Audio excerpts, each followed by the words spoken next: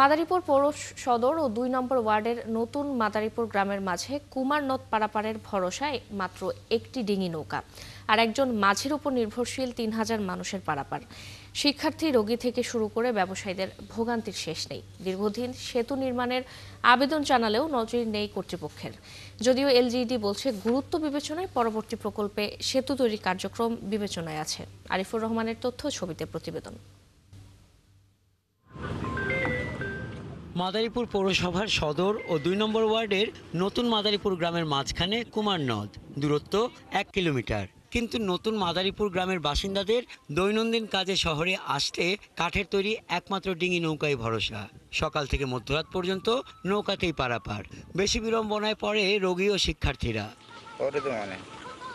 এলাকাবাসীর অভিযোগ, দীর্ঘদিন ধরে একটি সেতু নির্মাণের আবেদন জানালেও কর্তৃপক্ষের কোনো ভ্রুক্ষেপ নেই। নৌকা অনেক সময় থাকে না, যাওয়া বৃষ্টি ভালো বিশাল দাম, ওই কতজনের পাথার হাত ভাঙে, পাও ভাঙে। বাজার নিয়ে আসতে সমস্যা হয়, চাউলের বস্তা নিয়ে আসতে সমস্যা হয়, তাই গ্যাসের ভিতর নিয়ে আসতে সমস্যা হয়, বাচ্চা স্কুলে যেতে সমস্যা হয়, দেরি হয়, লেট হয়। বৃদ্ধ লোক যারা আছে তাদের উঠতে নামতে অনেক কষ্ট, অনেকে মনে করেন পাচার খায়, বৃষ্টি হলে তো নামতেই পারে না। বৃষ্টির দিনে নৌকারা তাদের বাসায় চলে যায়, তার বাসায় গেলে আমাদের অনেকক্ষণ দাঁড়ায় থাকতে হয়, স্কুলেও আবার লেট হয়, আবার আসার সময় যে ওই জায়গায় নৌকা ঘাটে দাঁড়ায় থাকতে হয় অনেকক্ষণ।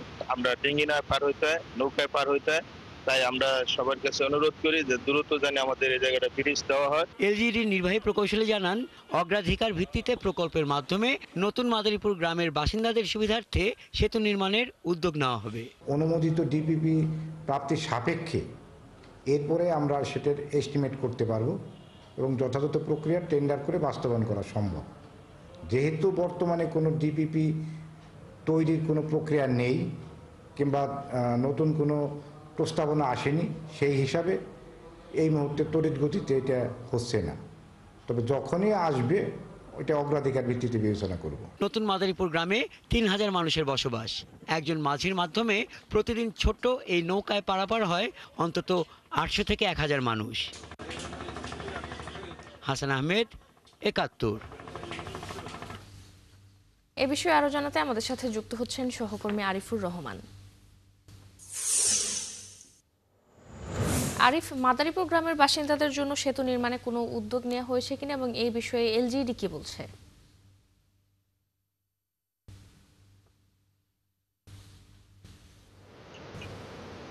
আমি এই মুহূর্তে দাঁড়িয়েছি মাদারীপুর পৌরসভার ২ নম্বর ওয়ার্ডে এবং আমার সামনে রয়েছে মাদারীপুর জেলার বিসিক শিল্পনগরী এবং আমার পিছনে রয়েছে কুমার নদ এবং কুমার নদের উপারে রয়েছে নতুন মাদারীপুর নামে একটি গ্রাম। এই নতুন মাদারীপুর এই গ্রামের মানুষের কিন্তু যাতায়াত করতে হয় এই নদী পার হয়ে। মাত্র একটি মাঝি আছে এখানে, সেই মাঝির মাধ্যমে নৌকা পারাপার করতে হয়। সেই নৌকা পারাপার করতে কিন্তু তাদেরকে প্রতিদিনই কিন্তু কোনো না কোনো বিড়ম্বনার শিকার হতে হয়। এই বিড়ম্বনা থেকে মুক্তি পাওয়ার জন্য কিন্তু তারা কিন্তু প্রতিনিয়ত এলাকার বাসিন্দারা কিন্তু বিভিন্নভাবে কিন্তু তারা বিভিন্ন অধিদপ্তরে, বিভিন্ন কর্মকর্তা এবং বিভিন্ন রাজনীতির লোকের সাথে কিন্তু বিভিন্ন সময় কথা বলছে এবং বিভিন্ন সময় রাজনীতির নেতারা কিন্তু তারা কিন্তু এই আশ্বাস দিয়ে গেছে তারা কিন্তু ব্রিজ হবে, কিন্তু তারা কিন্তু কখনোই এই ব্রিজ হওয়ার ব্যাপারে এখনো পর্যন্ত কোনো আশ্বাস পরিপূর্ণ পায়নি যে ব্রিজ নির্মাণ কাজ শুরু হবে।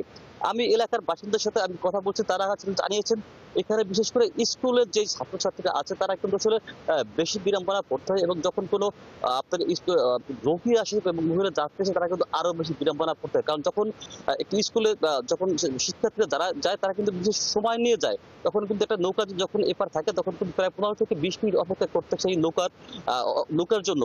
এবং আমি এখানে যে যখন রোগীরা থাকে, ইমার্জেন্সি রোগীরা থাকে, তারা কিন্তু মাদারীপুর শহরে যাতায়াত করার জন্য প্রায় ২ কিলোমিটার পথ কিন্তু তারা পাড়িতে যাতায়াত করে এবং মাঝি যদি কখনো অসুস্থ হয় তখন কিন্তু আরো বড় বিড়ম্বনা করতে হয়। কারণ কি একজন মাঝি দ্বারা সকাল ৬টা থেকে রাত ১২টা পর্যন্ত কিন্তু এই বিরামহীনভাবে কিন্তু এই চলছে কিন্তু এই নৌকা যাতায়াত। আমি এই বিষয়ে কথা বলছি মাদারীপুরের এলজিডির নির্বাহী প্রকৌশলী বাদল ত্রিবেদীর সাথে। তিনি আমাদের জানিয়েছেন বর্তমানে যে আসলে কোনো বড় কোনো পর্যন্ত না থাকার কারণে আপাতত ব্রিজ হচ্ছে না, তবে যদি কখনো এই মেকআপ প্রকল্প আসে মাদারীপুরের জন্য তখন অগ্রাধিকার ভিত্তিতে আগে দেওয়া হবে, এটা আমাদেরকে জানিয়েছেন। এই ছিল মাদারীপুরের শহরের ব্রিজের, নতুন মাদারীপুরের ব্রিজের সর্বশেষ।